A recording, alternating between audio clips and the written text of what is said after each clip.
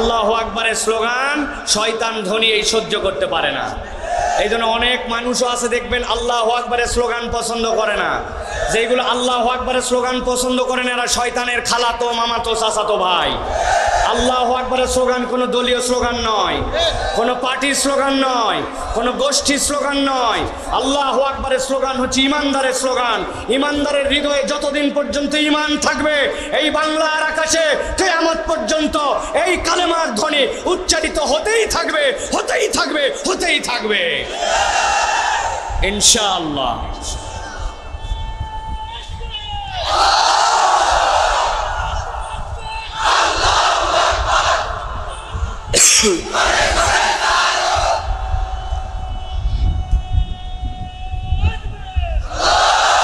আলহামদুলিল্লাহ প্রিয় ভাইরা, আলহামদুলিল্লাহ প্রিয় ভাইরা, আমরা প্রাথমিক কথা অনেকক্ষণ বলে ফেলা হয়ে গেছে। আমরা এবার মূল আলোচনার মধ্যে প্রবেশ করব। আমার আল্লাহ বলছেন এই কোরআন তোমাদের জন্য শিফা, তোমাদের জন্য এটা পথ্য, তোমাদের জন্য আল্লাহর পক্ষ থেকে এইটা তোমাদের জন্য ঔষধ স্বরূপ। কিন্তু এই ঔষধটা সব জায়গার জন্য নয়। আল্লাহ বলছেন এটা তোমার অন্তরের ডাক্তারি।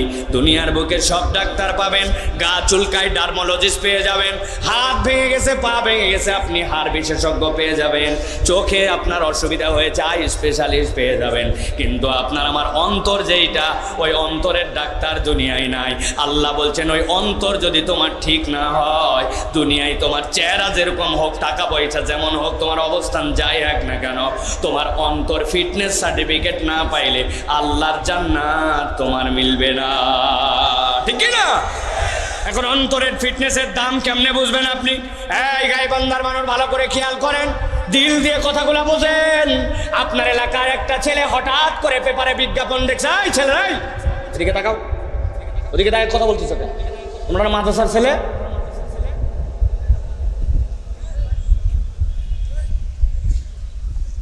যতক্ষণ থাকবে একদম এইদিকে মনোযোগ, এই জায়গায় কোনো ইয়ারকি ফাজলামি করতে আসা হয়।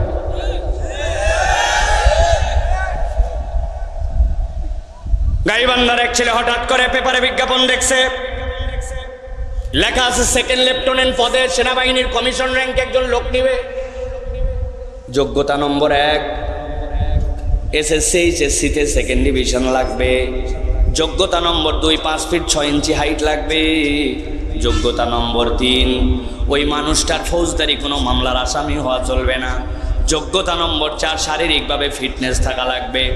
ওই ছেলে যখন দেখছে, দেখার পরে দেখে 5 ফিট 6 ইঞ্চি চাইছে, কিন্তু আমার হাইট তো 6 ফিট, চাইছে সেকেন্ড ডিভিশন, আমি উভয়টাতে গোল্ডেন এ প্লাস। বাপ দাদার 14 পুলিশে কোনো ফৌজদারি মামলা নাই, আবেদন করে দিয়েছে ধরেন। এরপরে সাথে সাথে রিপ্লাই আসছে কিছুদিন পরে, তুমি অমুক তারিখে ঢাকা সাভার সেনানিবাস ক্যান্টনমেন্টে আসো, তোমার জন্য স্বাস্থ্য পরীক্ষা এবং ধারাবাহিকভাবে যে পরীক্ষাগুলো সেইগুলো হবে। ছেলেটা দিন মতো হাজির হয়ে গেছে। সেকেন্ড লেফটেন্যান্ট মানে এখান থেকে সে ব্রিগেডিয়ার জেনারেল পর্যন্ত হয়ে যেতে পারে, কমিশন র্যাঙ্কের পোস্ট, সম্মানিত পোস্ট। অতএব যাওয়ার পরে কাগজপত্র নিয়ে গেছে, প্রথমে বলে দেখি তোমার থানা ক্লিয়ারেন্স, থানার থেকে ক্লিয়ারেন্স নিয়ে গেছে, থানায় তার নামে কোনো ফৌজদারি মামলা নাই, কিচ্ছু নাই। 2 নম্বরে এবার বলছে যাও তো তোমার সার্টিফিকেটগুলো দেখাও। সার্টিফিকেটটা তার যোগ্যতা চাইছিল সেকেন্ড ডিভিশন, কিন্তু সার্টিফিকেট আছে তার ফার্স্ট ক্লাস। এবার বলছে বেটা যা, 2টাই কমপ্লিট, বড় বেশি আগায় আসেছে, এবার যায় হাইট মাপ লাগা। যেই না হাইট মাপতে গেছে 5 ফিট 6 ইঞ্চি চাইছে, কিন্তু বেটা লম্বা 6 ফিট। যাওয়ার পরে তার এই জায়গায় বেঁধে গেছে, কই তুই নিচ দিয়ে যা। সব শেষ, এবার বলে খালি গা হও। হওয়ার পরে বলছে এবার স্বাস্থ্য পরীক্ষা হবে, হাত 2টা সামনের দিকে সোজা করো। যেই না হাত 2টা সামনের দিকে সোজা করতে বলছে, ডান হাতটা তার টন টন সোজা, কিন্তু বাম হাতের আঙ্গুলগুলো একটুখানি বাঁকা।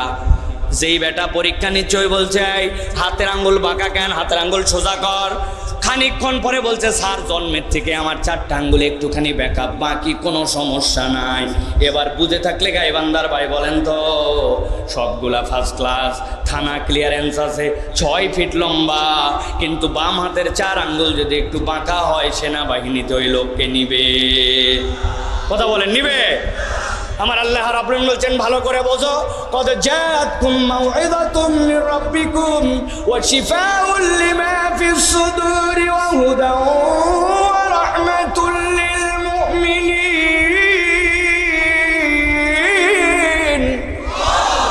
এই দুনিয়ার মানুষ, আমি আমি আল্লাহ কোরআনকে কেবল মাউইজা বানাই নাই, আমি আল্লাহ রাব্বুল আলামিন এই কোরআন দিয়ে তোমার অন্তরকে ফিটনেস সার্টিফিকেট দিতে চাই।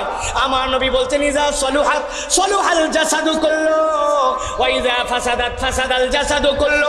তোমার অন্তর ঠিক তো তোমার সব ঠিক, আর তোমার অন্তর যদি ঠিক না থাকে তোমার কিচ্ছু ঠিক নাই। আল্লাহ বলছেন এই কোরআন ছাড়া তোমার অন্তর কখনো ঠিক হতে পারবে না। আল্লাহ রাব্বুল আলামিন এরপরে বলছেন কোরআন তোমার জন্য হুদা, তোমার জন্য এমন আলো যে এটা দুনিয়াতেও আলো, কবরেও আলো। কিয়ামতের দিনে যাওয়ার পরে আল্লাহ ওই কোরআনকে যখন ক্ষমতা দিবেন, কোরআন তখন আল্লাহর সামনে ওই বান্দার হয়ে তখন যুদ্ধ লাগাই দিবে, ঝগড়া লাগাই দিবে, আল্লাহ তাকে পাওয়ার দিবেন। ওই কোরআনওয়ালা বান্দাকে জান্নাতে ঢুকানোর আগ পর্যন্ত আল্লাহর সামনে থেকে কোরআন সরবে না। রব্বুল আলামিন বলছেন ও রাহমাতুল লিল মুমিনিন, আর এই কোরআন হচ্ছে মুমিনদের জন্য রহমত। আল্লাহর পক্ষ থেকে যতগুলো আপনার আমার জন্য রহমত, তার মধ্যে অন্যতম হচ্ছে কোরআনুল কারীম। তাহলে যেই কোরআন আপনার আমার জন্য প্রেসক্রিপশন, যেই কোরআন আপনার আমার জন্য ঔষধ, যেই কোরআন আপনার আমার জন্য আল্লাহর পক্ষ থেকে দেওয়া নিয়ামত, আল্লাহর পক্ষ থেকে দেওয়া আলো, আর যেই কোরআন আপনার আমার জন্য আল্লাহর পক্ষ থেকে দেওয়া রহমত, এবার বুঝে থাকলে বলেন তো ওই কোরআন শুনলে লাভ আছে না না? কথা বলে লাভ আছে না নাই? এবার তাহলে বলেন যে আমরা এতক্ষণ পরে কিছু একটু বুঝছি যে হ্যাঁ কোরআনুল কারীম শুনলে আমাদের লাভ আছে, কেননা আল্লাহ রাব্বুল আলামিন এই লাভের বর্ণনা দিয়েছেন। সুবহানাল্লাহ বলেন। ভালো করে খেয়াল করেন, আরেকটা পয়েন্ট বলি আপনাদের কাছে, কোনোদিন ভুলবেন না। কোরআনুল কারীমের বেসিক উপকারটা কি? কোরআন আমার কোন জায়গায় পরিবর্তন করে? আল্লাহ রাব্বুল আলামিন বলছেন বাল নাকযিফু বিল হাক্কি আলাল বাতিল ফায়াদমাগুহু ফাইদা হুয়া যাহিক ওয়া লাকুমুল ওয়াইলু মিম্মা তাসিফুন।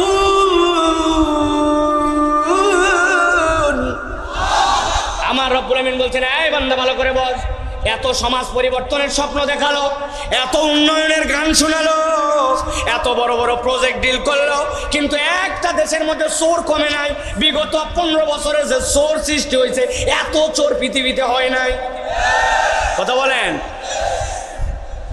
খাইতে খাইতে আগে মানুষ টাকা খাইতো, পয়সা খাইতো, এরা সোদা সুজি গোটা ব্যাংক গিলে ফেলছে, ঠিক না ভাই? আগে রাস্তা বানানোর সময় কিছু ফাঁকি দিত, হয়তো যেই জায়গায় যা দেওয়া লাগবে তা দিত না, কিন্তু ওদের টার্গেট ছিল যেই জায়গায় দেওয়া লাগবে পাথর ওই জায়গায় দিছে খোয়া, যেই জায়গায় দেওয়া লাগবে বিটুমিন ওই জায়গায় মারছে পুরা মোবিল আর কেরোসিন, আর যেই জায়গায় দেওয়া লাগবে মোটা মোটা রড ওই জায়গায় দিছে বাঁশ। অনেক আগে বাদ কাবারি কাবারি, গোটা বাঁশ দেওয়ার মতো পয়সা নাই, দেশ চুষে শেষ করে ফেললো, বলে আমি পরিবর্তন করব, সোনার বাংলাদেশ করব। আসলে এইগুলা সবগুলা মিথ্যা। আমার আল্লাহ বলছেন বাল নাকযিফু বিল হাক্কি আলাল বাতিল। পরিবর্তন কোথার থেকে হবে? রব্বুল আমিন বলছেন পরিবর্তন হবে কিভাবে জানো? বাল নাকযিফু বিল হাক্কি আলাল বাতিল। এই কোরআন হচ্ছে হক, এই হকের দায়িত্ব হচ্ছে বাতিলের উপর আক্রমণ করা। আল্লাহ বলছেন যেমন তেমন জায়গায় আক্রমণ করবে না, ফায়াদমাগুহু ফাইদা হুয়া যাহিক, এইটা আক্রমণ করবে তার ব্রেনের মধ্যে। সুবহানাল্লাহ বলেন। আপনার চেতনা যদি পরিবর্তন না হয়, আপনার কোনো পরিবর্তনের দাম নাই। কেননা যেইগুলা চোর ছিল ওইগুলার থেকে দামি জামা কাপড়, দামি গাড়িতে কেউ ঘুরতো না, ঠিক না? ভালো করে খেয়াল করেন, একজন মেয়র, ঢাকা উত্তর সিটি কর্পোরেশন, ওই মেয়রের দুপুরবেলা করে কেবল খাবার নিয়ে আসবে। কি? দুপুরবেলা করে কেবল খাবার নিয়ে আসবে বাড়ি থেকে। এই পারপাসে 56 সপ্তাহে 28 লক্ষ টাকা খরচ হয়েছে। বেতন না, কিছু না, কেবলমাত্র গাড়িতে খাবার দুপুরেরটা নিয়ে আসার জন্য এই খরচ। আপনি একটু ভালো করে বোঝেন, কাউরে খোঁচানোর জন্য বলছি না, বুঝানোর জন্য বলছি। ড্রাইভার লাগছে, ওই ড্রাইভার 28 লক্ষ টাকা দিয়ে দুপুরের খাবার ডোয়াইছে। আর ইসলামের ইতিহাসে খলিফাতুল মুসলিমিনরা নিজের কাঁধে করে রাত্রেবেলা খুঁজে খুঁজে খাবার পৌঁছাই দিয়ে আসছে, ঠিক না? কোন বিধান আপনি পছন্দ করবেন? কোন আইন আপনার দরকার? নিজের কাছে যে শুয়ে শুয়ে একটু জিজ্ঞাসা করে দেখেন। আল্লাহ বলছেন পরিবর্তন এই জন্য বাহিরে নয়, পরিবর্তন লাগবে অন্তরের মধ্যে, দেমাগের মধ্যে। আল্লাহ বলছেন কোরআনের কাজ হচ্ছে মন মানসিকতা আর চেতনার মধ্যে পরিবর্তন করা। আল্লাহ রাব্বুল আমিন এরপরে বলছেন সাবধান বাণী, ভালো করে শোনেন। ওয়ালাকুমুল ওয়াইলু মিম্মা তাসিফুন, তোমাদের মধ্যে কতকগুলা পণ্ডিত লোক থাকবে, মাতব্বর থাকবে, তারা বলবে না না না 1450 বছর আগের বিধান এখন অতটা চলে না, এই আমলে চোরের হাত কাটবে, এইটা আবার কেমন কথা? ওরা বারবার ইসলাম আর কোরআন নিয়ে কথা বলে। আল্লাহ বলছেন ওয়ালাকুমুল ওয়াইলু মিম্মা তাসিফুন, আমার কথা নয়, আল্লাহর কথা। আল্লাহ বলছেন কোরআনের ব্যাপারে যদি উল্টা পাল্টা কথা বলো, আমি রব্বুল আলামিন সতর্ক করলাম তোমাকে ওয়াইল নামক জাহান্নামে ঢুকানো হবে। ধ্বংস তোমার, ওয়াইল তোমার ধ্বংস।